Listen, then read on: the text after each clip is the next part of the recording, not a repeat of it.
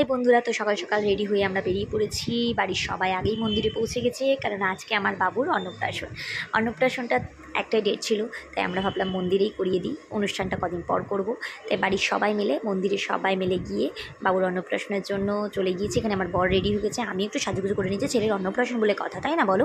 আর মন্দিরে এসে মন্দিরটা একটু চারিদিক ঘোরাঘুরি করছি, খুব সুন্দর লাগলো মন্দিরটা। আর এখানে দেখো আমার ভাইয়ের বউ সবাই চলে এসেছে। আর আমার বাবুকে এখানে সাজানো হয়ে গেছে, এখানে ঠাকুরকে ভোগ দেওয়া হয়েছে, খাওয়ানো হয়েছে। আর এখন দাদার কোলে বসে ভাত খাচ্ছি। প্রচণ্ড ঝাল লেগেছিলো, খুব কাঁদছিল ছেলে আমার। তো যাই হোক, তোমরা সবাই আশীর্বাদ করো ওকে। আর এখানে দেখো ফটোশ্যুট হচ্ছে, ও তো মামির কোল থেকে নামছেই না। আর এখানে আমার ননদ, আমি, আমার মা, আমার ভাইয়ের বউ, আর ওদিকে সবাই আত্মীয় স্বজন সবাই খেতে বসে পড়েছে।